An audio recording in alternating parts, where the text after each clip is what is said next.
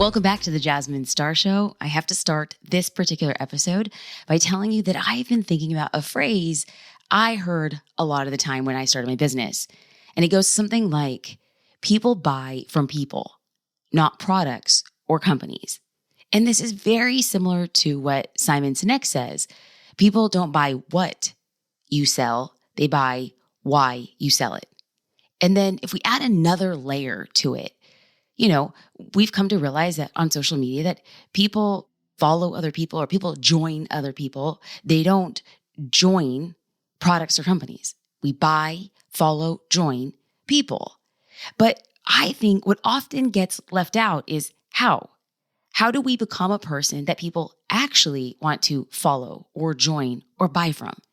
And I truly believe that the answer to this question is relationship building. And here's the not so glamorous news. Building relationships take time, but I think we can make it a really enjoyable experience. So today I am sharing with you 4 building blocks to creating more meaningful relationships as an entrepreneur. Now remember, I know that you have relationships with your very close friends or families or communities that you're building into. All of that is great. But if we want to build strategic relationships for a business, we need to ask ourselves, how might we find joy? How might we be ourselves? And how might we grow in the process? So I'm going to break down 4 building blocks. Now, each of these building blocks each have 3 points beneath them, right? So I want you, as you're listening, to actually digest all of this. The big picture, there are 4 points, and beneath each 4 points, you're going to have 3 subpoints. Now, the 3 subpoints are going to be building relationships with your community. Now, this includes anyone who's in your network or your audience, and maybe they're on your newsletter list, maybe they come to free events, or they seek free resources, but they haven't quite bought from you yet. They can also just be supporters and people who like you as a person, but maybe aren't a qualified lead. Now, the second subpoint to each of our 4 building blocks is going to be with your team. This includes full-time employees, contractors, collaborators, or people who work with you from time to time. And then the third subpoint that we're going to see under each building block is going to be with your customers or clients. Now, this is anybody who is spending money with you. So just to make sure you're following this particular framework, there are 4 building blocks, and under each one, we have 3 relationships. All right. The first building block is intentional listening. Now, I should probably insert here a little bit of a backstory.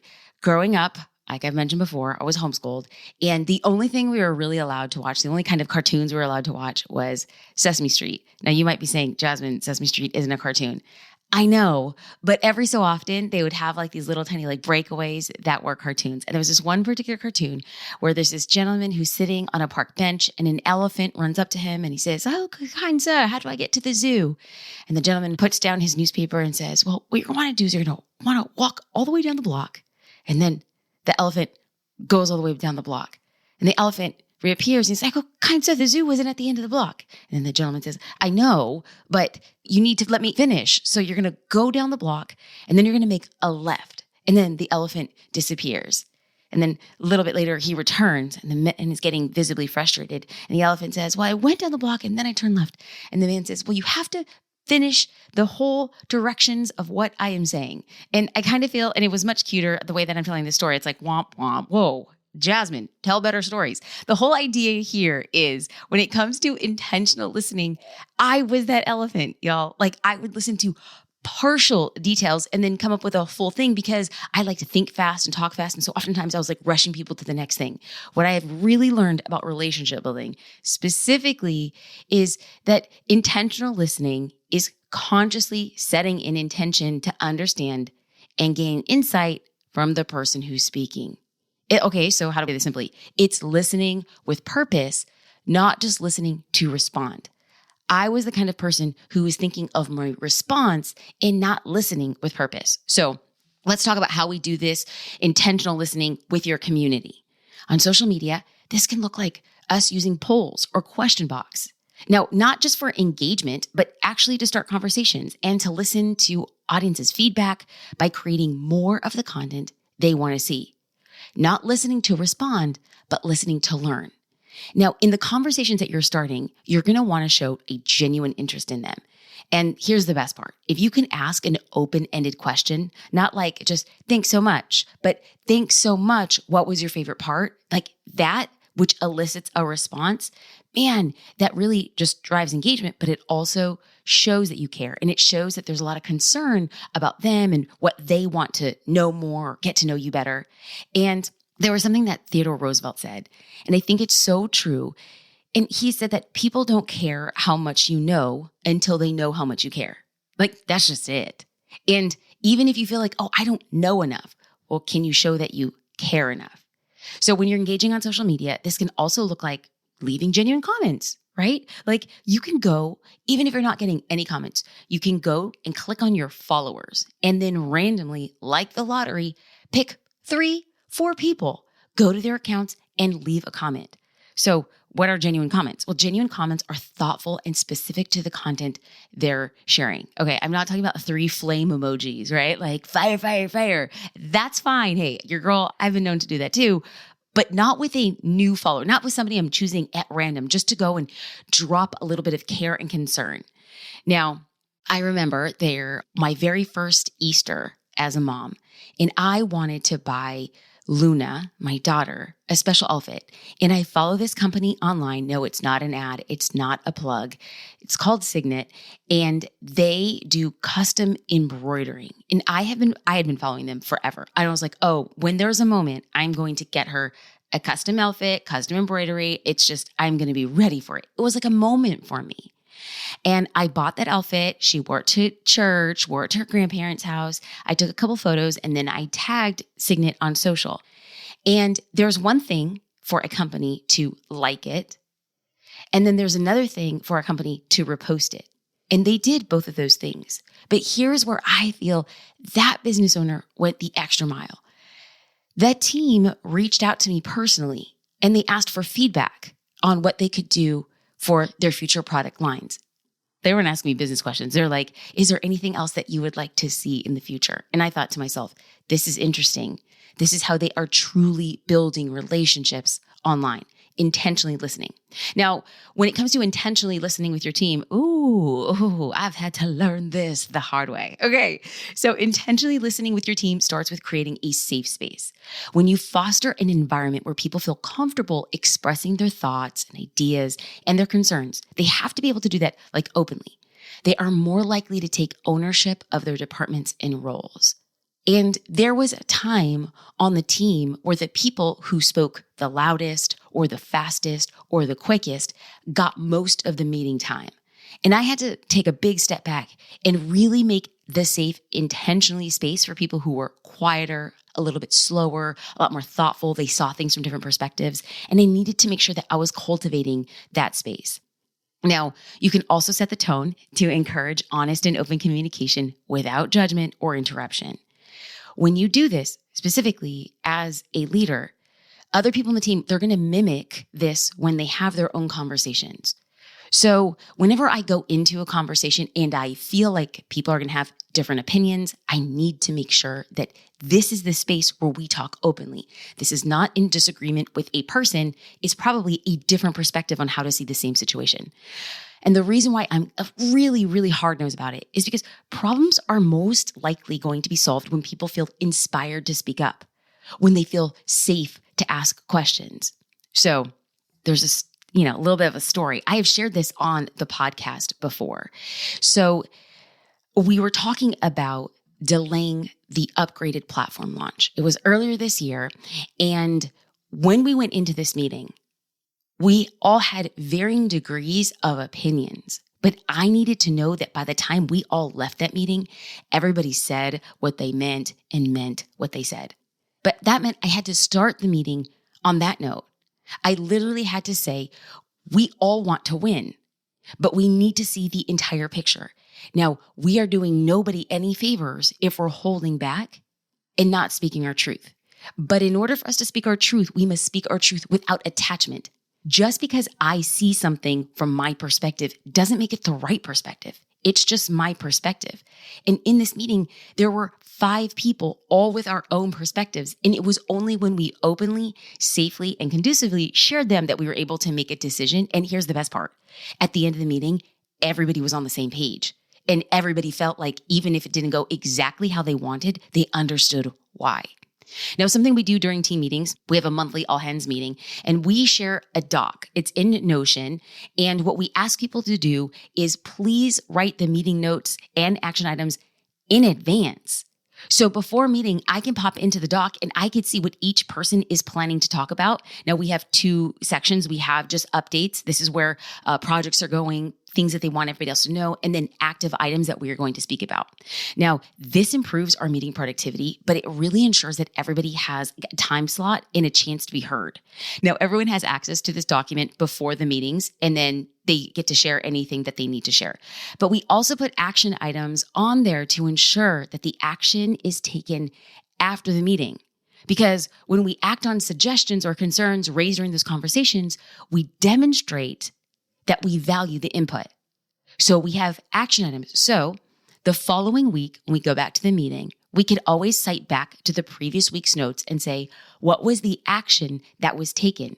And in our team, action, it's a love language. Like if we ask something to be done and it is done, we're walking integrity. Integrity meaning I do what I say and I say what I do.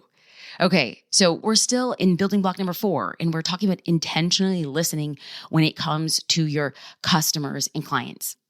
Now, specifically intentional listening in meetings, and whether it's like virtual, in person, group, or one-on-one, this can also apply to team meetings too. But our main component of intentional listening is active listening. So active listening is paying attention to the both like verbal and nonverbal cues. You can actively listen by maintaining eye contact, nodding to show that you're understanding, and using appropriate facial expressions and body language to convey that you're still engaged. Now, I say that a little bit tongue-in-cheek, but I'm going to be honest with you. RBF, like resting blessed face, looks like this is a family-friendly show. There's another word, like listen. My face is just my face. People are like, why does your face look like that? I'm like, I don't know. It's just my face. When I am intently listening, my face looks like I'm mean. My face looks like we're about to scrap. Like we were about to throw it down in a dark alley behind a bar at 2 a.m. in the morning. Like you don't want to mess with me. But I promise you, like it's just my face.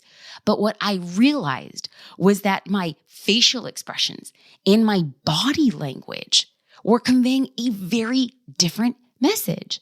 I have become so aware. There was a couple times that team members would take screenshots of us on Zoom and then drop them in Slack. And it's funny to see the way that other people see you, but then it was also a major learning lesson. I was like, you can't sit like that. So what am I talking about? Okay, so I have this chair. I kind of just sat back in the chair with my back resting against it. I have my hands clasped on top of my head and with my chin tilted up a little bit.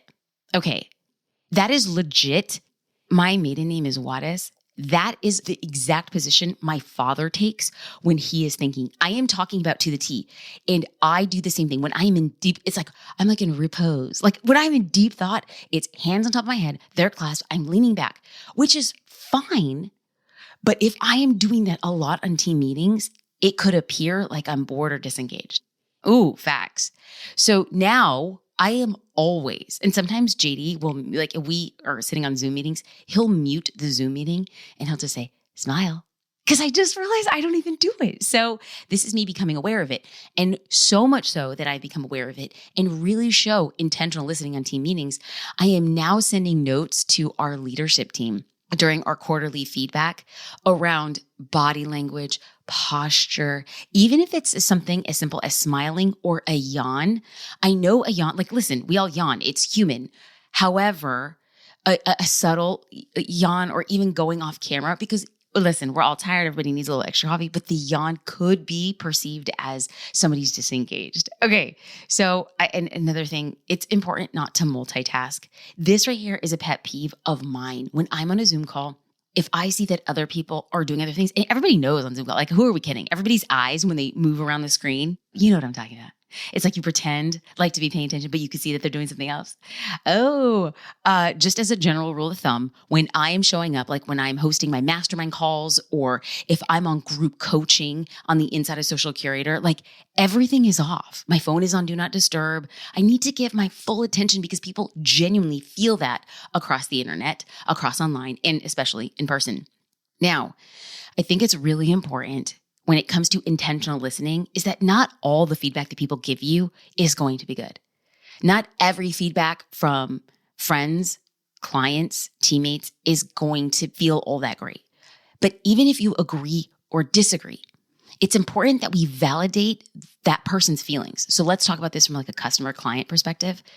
Even if I disagree, like even if factually, so there's been plenty of times where people say, I just can't get into Social Curator. It's so difficult to log in. And we actually have like data and analytics when people log in. People will say, I haven't logged in the last month. And we're like, oh, we actually have 4 logins slated in the last 3 weeks. No, that must be wrong. So I'm not going to dispute the fact that our backend monitors when people log in. So what we must do is validate a customer's feelings, concerns, or challenges. Because if I dispute, let's just say, for example, how many logins there were, I've completely lost them.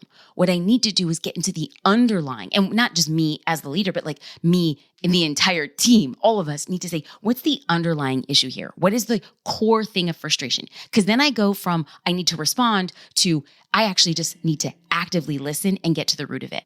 So we do this often. I would set these sprints of meetings talking to users of Social Curator. Now, when they give me their time, here's the thing. These are paying customers, right? And then they are deciding to meet with me for 20 minutes so I could ask them questions around how we can make Social Curator better. What are they using the most? What are they using the least? I'm asking them to share functionality of their screen so I could see how are they navigating and what is the easiest part of the site? What's the most difficult part of the site? What do they wish we had? So I'm asking all of these questions. Now, I'm asking, and during these calls, every time I remind myself, do not respond, engage. If I respond, it shows that I'm actually not listening. I need to say, I hear exactly what it is you're saying. And then I let them know that if they see my eyes moving around or if they see me typing, that I'm conveying to them, I am taking notes. If my eyes are moving, I'm looking at different parts of the screen. Now, what I am trying to do most often is not respond, but to ask questions with their questions so I actually hear them and then I convey active listening. So let's move on to the next building block. That was just building block number 1. Y'all, are you with me? I mean, we're going to be diving deep. I know. I hope that this episode really digs deep and you walk away with tangible things. Building block number 2 is being a connector. Now, here is a little disclaimer. Being a true connector sometimes means that you're not the answer to their problems. Ooh, okay. Like being a true connector, you're not always the answer. Now, an example of this would be if someone came to me for advice on building wealth and investments. Okay, well, that isn't exactly what I teach, but I have plenty of people who I could connect them to for guidance. Okay, we don't always have to be the answer. In fact, we build trust with people when we are confident enough to send them to someone or something else that could serve them the best. So let's talk about being a connector with your community members.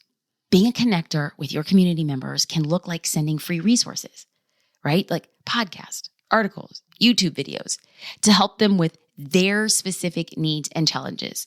Now, this resource you can send them, it could be your own stuff or it could be someone else's. Remember, what we're doing is building connection, not building business relationships. That will happen, but first, connection.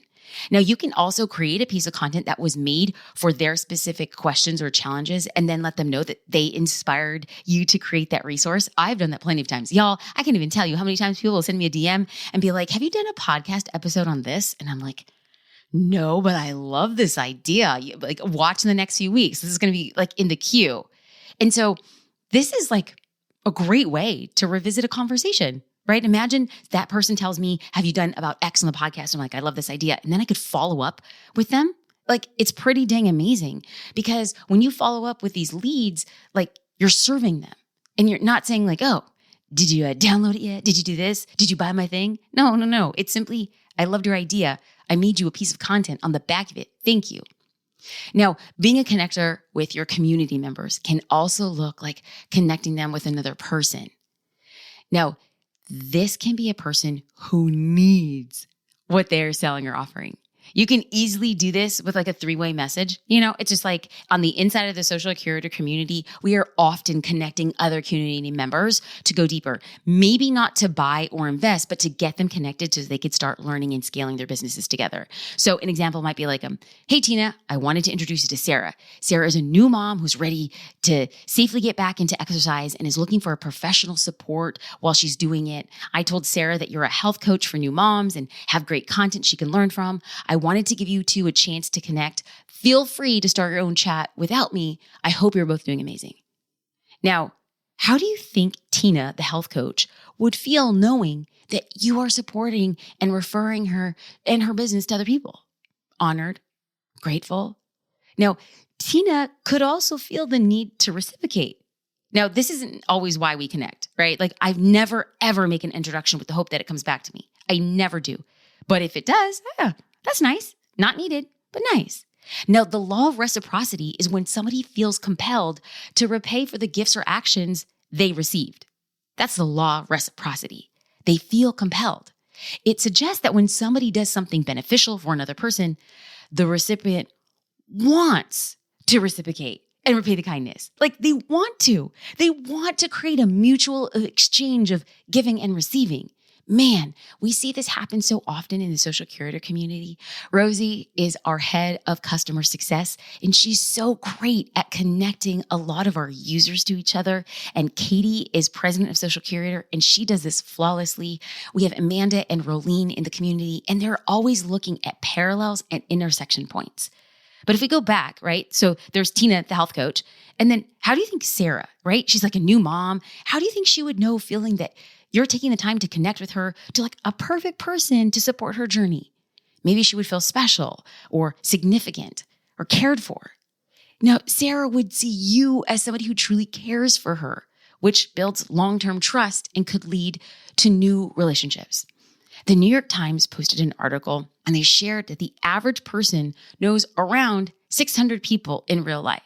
Like that was a big, I'm gonna just be real. I read that number. I was like, 600?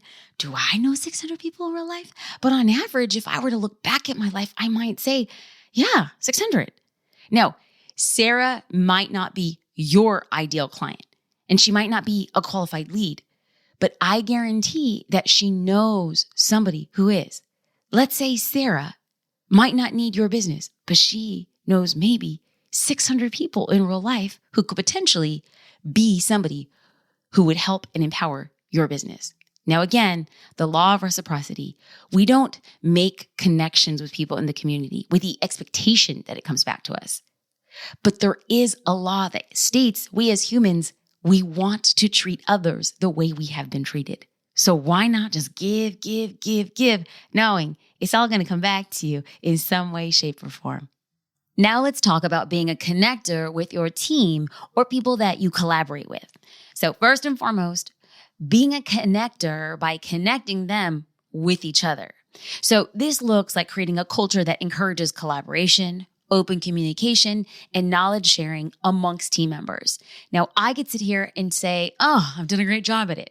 No, not at all. In fact, I am learning more from my team on how to do this. So a little bit of a backstory. I am not a technical founder. I don't know development. I've never created an app before. I've never built a SaaS company. And so there's this whole new part of me that I'm learning how to flex as a CEO. Now, we have a team member. He is a brilliant mind developer and kind of like the brains behind us creating Dottie for Social Curator. And as he's developing and as I'm having conversations with users of Social Curator and team members in customer success and team members in community and team members in marketing, he had said that what he wants to do is create 10-minute meetings each week with people in each of these departments. He wants to knowledge share.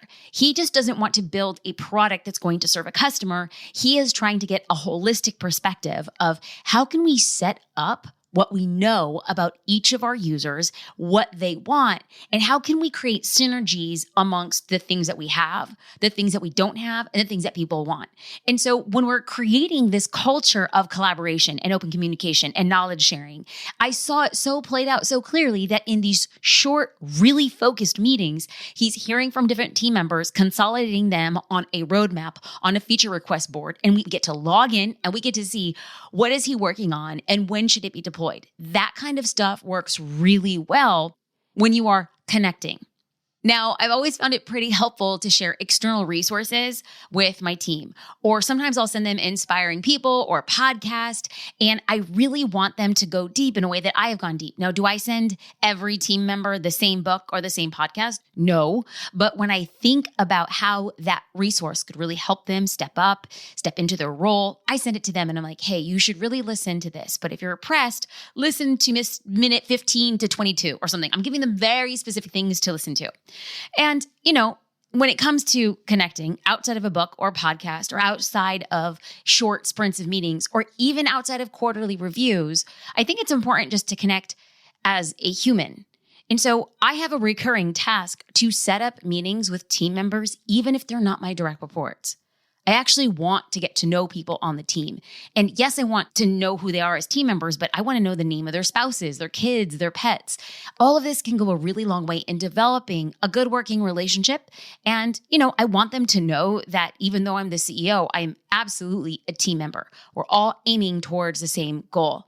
One of the ways that we make this happen is when somebody is hired onto the social curator team, we send them through onboarding and an information spreadsheet. So they'll answer questions about who they are, where they like to spend their weekends, their spouse's names, their favorite places to eat, where they like to shop. It's just like a list of random questions. And most of the time people will go through onboarding and then they forget about the questions, they get into their work.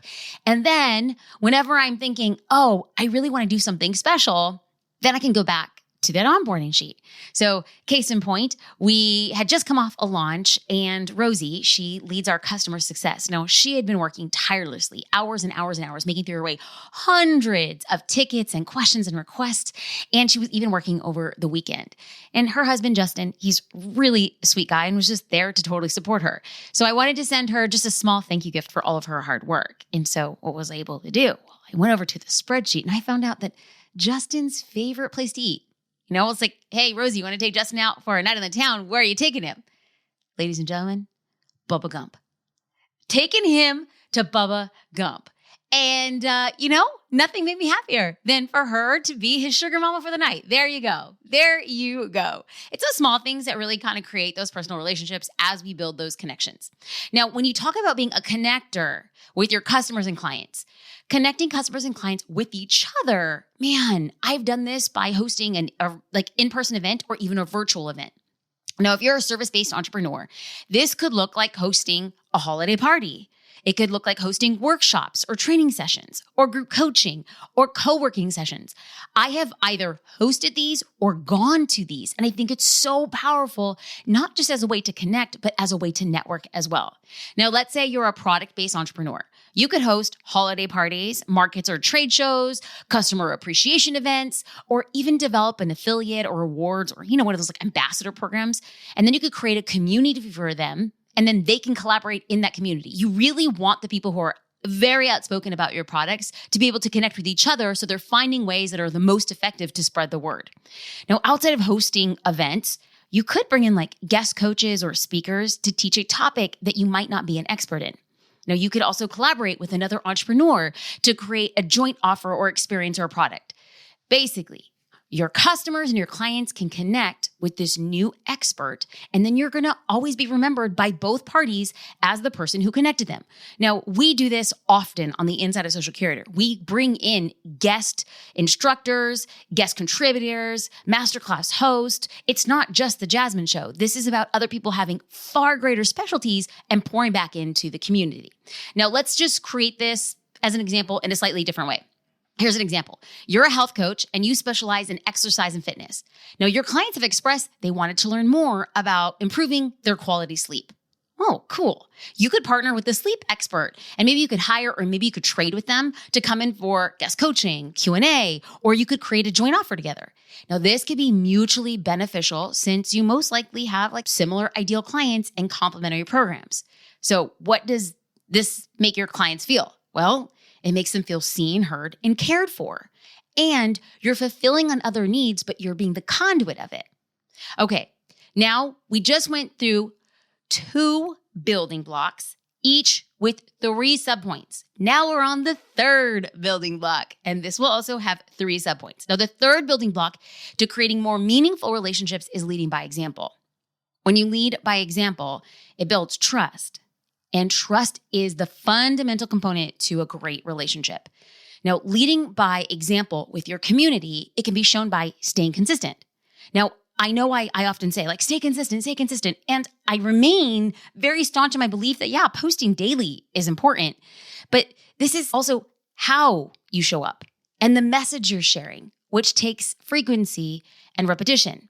Now, consistency is being a leader within your community because it's very hard for you to say something and then do something else. We need to lead by example. Now, another way to lead by example is demonstrating your core values. One of our core values at Social Curator is kindness. Now, wouldn't it be awful if I was saying like unkind words to somebody in my community? Now, I know this is like very obvious, but it's common. I've been there too.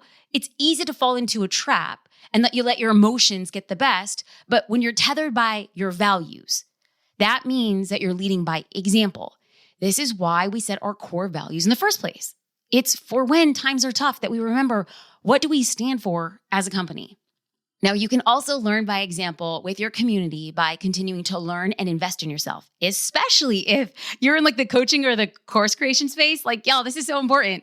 Like, I think it's very important for me as CEO to really talk openly about the masterminds that I am investing in, the masterminds I'm a part of, the coaching I invest in, the programs I invest in. I have to continuously show that I am making investments in myself and in the company to show other business owners that this is part of the course. This is always what we do. When you join personal or professional development programs, when you attend workshops or you're seeking mentorship, you're not just leading by example, but you're encouraging others to invest in their own growth and then embrace a growth mindset. Now, do I think that everybody needs to do this? No, but if you want to be surrounded by people who really are like-minded, then you must show what you want to attract. If you're a product-based business owner, you could do this by using your own products on camera. If you sell skincare, do like your nightly skin routine. You could share how and why you use these products and how you're continuing to learn and improve the products. Now, the last way I have for you to lead by example in your community is by demonstrating resilience and adaptability. I think it's important that, especially on social media, we're showing up in the truest versions of ourselves. Now, I don't think you should share 100% of what goes behind the scenes, but I do think it's important to share the peaks and the valleys. It humanizes us. It lets people know that everything on social media isn't glimmer and isn't glitter and private jets and good days and walks on the beach. It's a lot of hard work. When you share stories of overcoming obstacles or what you learned from failures or pivoting your business strategy, you can inspire others to embrace change, learn from failures, and persevere in pursuing their goals too. Now, I don't want you to underestimate that when you give people hope or when you teach them a mindset shift that you experienced, they think more fondly of you and your business as a result. This simply is a byproduct of leading by example. Now, leading by example with your team, these are pretty simple, but I do think it bears repeating. Acting with honesty and transparency as a team leader, that's important because it trickles down to every aspect of the team. It also means setting clear expectations while holding yourself to the same standard of the team.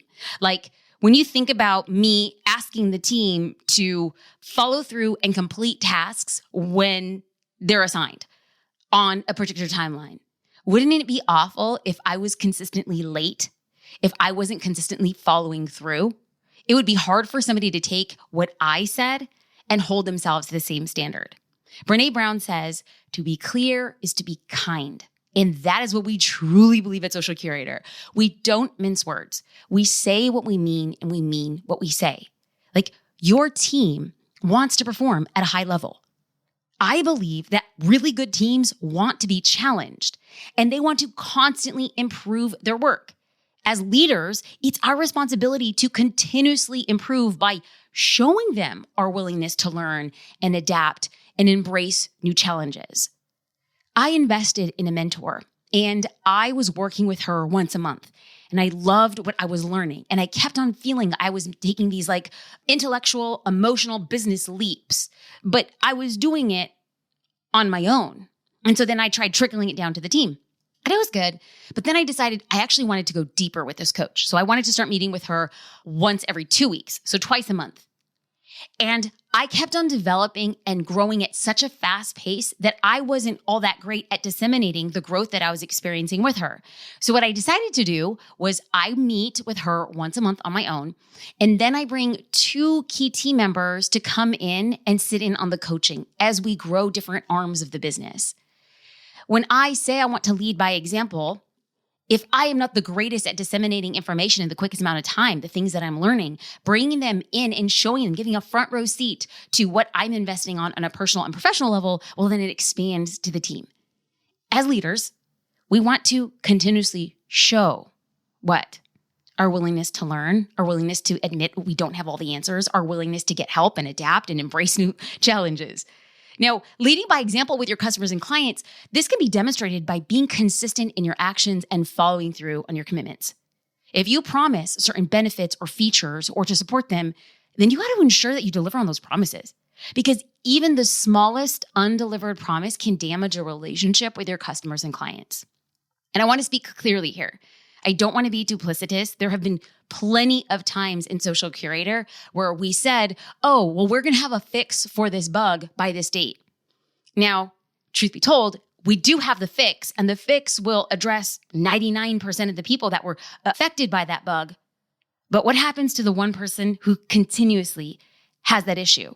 They lose their trust in what we had said as a team. Now, there's 2 ways that we can go about this. We could say, hey, we solved the problem for 99% of the people. So, you win some, you lose some.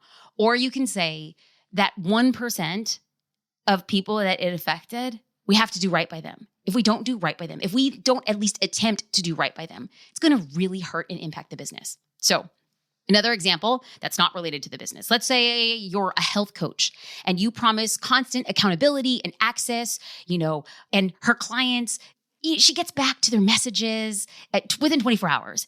And I went from you to her, right? We're not talking about you. We'll go her. We'll say that she's Helen, the health coach. Okay, so Helen, the health coach. Well, she returns messages within 24 business hours. And her clients, message her with a question on Thursday morning. But she doesn't get back to them until Monday. Now, I'm sure Helen has a lot of great reasons why she didn't respond. But the expectation was 24 business hours. So 48 business hours have passed and the client has not received further communication or answers. Sure, the unanswered question to the client is a problem, but what's the even bigger problem is the undelivered promise. The undelivered promise breaks the trust and the confidence in the coach they hired. Now, it seems small, but these tiny little things are fractures at trust. And without all of that undiluted trust, it becomes harder to actually grow. It becomes harder for them to become evangelists. It becomes harder for them to really trust that you're going to follow through on any other of your subsequent promises. This could lead to customer dissatisfaction, frustration, a negative perception of Helen's reliability. It's not about the answer. It's not about the 24 hours or the 48 hours. It was about the promise. Now, this break in trust could be avoided by answering the question or simply replying to the message, even to say, hey, I have to take a day or 2 off for X, Y, or Z. Is it okay if I get back to you on Monday? Simple, but that then changes the terms of how somebody's perceiving their trust. All right, drum roll. If you are still with me, shout it out, y'all. We are on the 4th building block. Now, this episode has really been made from a place of love, and I want to go deeper by providing amazing and powerful insights for what you're doing as you build your business. So the 4th building block is showing gratitude and continuing to nurture the relationship. Now, y'all know I am just a gratitude gangster. Like I start my day with gratitude. I end my day with gratitude. Like I'm just grateful. I'm grateful for the breath I have. I'm grateful for the food I have in my fridge. I'm grateful for my car. I'm grateful that I get to call my mom, my dad. I'm grateful for the slobbery kisses that I get from my daughter. I'm grateful for my pillow. Now, here's the thing. Some people would look at my pillow and they would be like, girl, what is wrong with you? That's not a pillow. That's like a bath towel. Okay, my pillow, I know. Somebody's going to DM me and say, that is so terrible. It's so unhygienic. You need to change your pillow every 4 months. Okay, I know. I have literally had this pillow probably since like the second Bush administration. It's so old. Y'all, it's not even a pillow. It's like flat. And I love it. I don't like fluffy pillows. I know I'm like probably the only person, but a fluffy pillow, it bothers my neck. If I could lay almost flat without a pillow, but see that like second Bush administration pillow, it's about 2 inches thick. Or is it 2 inches thin? I don't know. But this pillow, it done changed my life. So how did we get here? How did we get talking about pillows? I promise you, I'm going to bring gratitude. Gratitude. I told you I was going to bring it back. I'm a gratitude gangster. I will give thanks for my 2-inch pillow. I will give thanks. I have this electric toothbrush, y'all. Like I brush my teeth and I just feel blessed. I was just like, totter no more. Listen, gratitude is my thing. And I also know that it has had a profound effect on how I am building a business and how I've built multiple businesses. So let's start about talking about gratitude with your community. It's really important to show gratitude in your community, specifically to members. And if you can do this on a one-to-one, then you're killing the game. Now, there's a lot of other people doing similar things, other communities.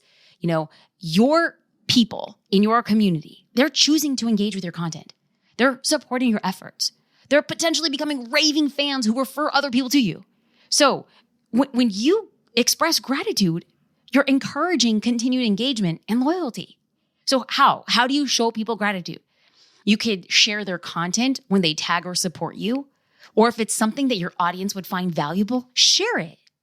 Be reciprocal whenever you can. Highlight people in the community. You could send personalized thank you messages, expressing gratitude for their support and encouragement.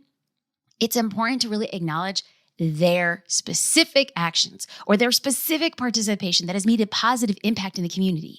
When you do this, they're more likely to keep it up. A couple weeks ago, I was having a conversation with Katie, and she's the president of Social Curator, and I was in the community and I was really engaging, and I thought to myself, there are some really powerful, deep, amazing conversations that are happening here. I mean, real like business stuff. I was like, this is some next level stuff.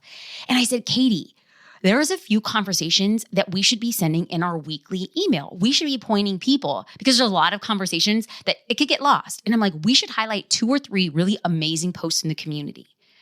By us highlighting that particular post by that particular community member, and then we get to email it to all of our users and highlight them for the powerful impact they're making, that's expressing gratitude. But we're expressing gratitude because they're in the community creating that content that creates like a community of gratitude. So it's like gratitude on gratitude. It's like 10x gratitude. Now, this is great when we're doing it with our community, but I have to make sure that we're also doing it on our team. So you can show gratitude to your team by finding out how they like to be praised. Now, a little bit ago, I talked about this onboarding form that people will fill out with their preferences. And so they fill out a questionnaire, and one of the questions on this questionnaire is how they prefer to be praised, whether it's publicly, privately, written, or verbal.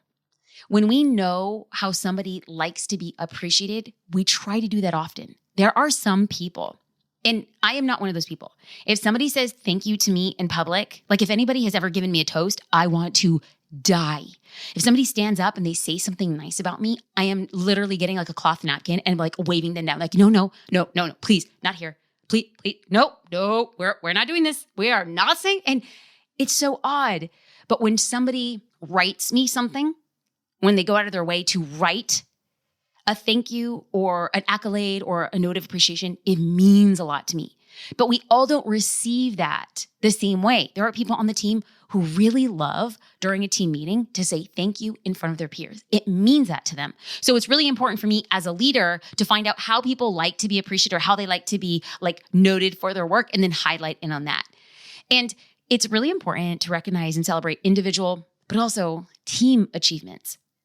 Oftentimes there's certain departments, we'll just be real. There's certain departments, like if you have a sales department, if you have marketing, it's so much glossier. It's so much sexier to be like, look at all these benchmarks and metrics, look at these numbers, look at these revenue. And then there's other quieter departments that it's harder to define the milestone. I think distinctly of a creative team. How do you put ROI on creative? Right? It's difficult. Like it looks beautiful, but how do you actually quantify whether or not the typography or the layout or the vision or the copy, like how do you know the ROI on that? It's a little bit looser. So when you're able to create milestones, not just for a person like a creative director, but for the creative team to highlight what they did together, like that's a project success or they hit a goal, like that is going to continue collaborative efforts. It's going to say it's not just about one person, it's about the entire team. And then the rest of the organization gets to see that. All right, my favorite part. We're going to talk finally. Let's show gratitude to your customers and clients. I'm going to try to get a little deep. I'm bringing a little pipe here. I'm just going to be like, ladies and gentlemen, let's sit around. People aren't often appreciated enough in their everyday life. This is an unmet need that a lot of people have. Like, think about it. You engage and you meet and you talk and you see with so many people who don't get anybody in their life to say, thank you. I appreciate you. I see you for all the hard work. They don't. And this lack of appreciation that they're facing, it makes them feel undervalued or taken for granted. That might not be the case, but how one feels is real. And you have the opportunity to tend to this need simply by showing gratitude. I read an intensive study by Motista, and I'll put it in the show notes just because I probably said it wrong. But here is the study. It reported that customers who are emotionally connected to brands have a 306% higher lifetime value than customers that are just satisfied. Emotional connections. So follow me here for a second. Most people don't get told, thank you, I appreciate you, or I see the hard work you're doing. But you, as a business owner, as a team lead, you can do that for somebody. And when you can do that for a client or customer, that means they're more emotionally connected. By showing gratitude, you are strengthening that connection and ultimately your LTV, the lifetime value. And because I am such a believer and ardent supporter of showing gratitude, here are some ways that you can show gratitude to your customers or clients. You can send them a surprise gift. Or, you could send them samples if you're a product-based company and your customers, you're like, hey, I want to send you a token of appreciation. Send them a new line, send them samples, add a little something to their box. It could be a small branded item. It could be a useful resource. It could be a sample of a new product. And then everybody loves getting surprise packages. So I mean, love it or hate it. Some people are like so against it. I shop via Amazon. Okay. I just do. I order my groceries, just don't judge me. It's just, listen, I am just trying to keep my life afloat. And if I could just repeat my order from Whole Foods, that is exactly what I do. And so just imagine my surprise and delight. I know it is absolutely ridiculous. I know the companies that are participating in this promotion are giving their products to Whole Foods, and I know I'm being marketed to. And guess what? I still don't care. Every so often, I'll get my groceries from Whole Foods, and I open a package, and there on the inside is like a small gift of appreciation, a token to say thanks. And they're just like a bunch of samples, like raisinets, like organic raisinets drizzled in gold honey or something like that, It's like a bath bomb, but it's like a fraction of a bath bomb. And it's like a sample of organic hair care. And chances are I would have never picked that up in the store. Chances are I never will pick it up in the store, but I just love a little extra. We have that ability. And I think that Amazon, Whole Foods, they did it right. Can you think in your business, are there any other tangential businesses that might want exposure to your audience? Perhaps if they do, add it to some of your shipments. Boom. What you're doing is you are creating cross-marketing, surprise and delight, and connection to your clients or customers. Now, you can also create exclusive content for your clients or customers. We sometimes drop bonuses on the inside of Social Curator for our members as a surprise and delight. Hey, thank you. We appreciate you. Here's a little extra this month as part of your subscription. We love doing that. Now, you can also recognize your clients on social media, and you could share their success stories, you could share testimonials or positive experiences. When you publicly acknowledge their support and their achievements, it can make them feel really valued and appreciated. And hey, it's also great for your business too. So here we are, ladies and gentlemen. We got through all 4 of these principles. Hot dang, y'all. That was a lot. But I firmly believe that relationships are the foundation to scaling a business. So when all 4 of these principles are combined, like over time, again and again and again, consistently, again, and again over time, your relationships will get deeper and more meaningful, making you someone that people want in their lives. People want to work with you. Building, nurturing, and expanding your relationships will always be the backbone of your business success. And my hope for you is that you find joy deepening these relationships along with every other part of the journey. I know your time is valuable. If you were to be so kind and leave a review or tag me at Jasmine Star on stories when you listen so that when we connect, I can personally express to you how grateful I am. I know it seems small and you're probably tired of me saying it, but if you have listened to more than one episode on this podcast, it is a free $99. Okay, we don't run any ads right now. I'm creating this as a labor of love. I'm creating this as a division of my growth process, and I'm sharing what I know. And so let's create a little bit of agreement. I share what I know, and then you share your goodness and magic, sprinkle. Let's go, add a little review. It would mean a lot. In all seriousness, it would mean a ton. I want to say thank you for listening to this podcast. I want to say thank you to the Social Curator team. Thank you to our users. Thank you to my electric toothbrush and my 2-inch pillow.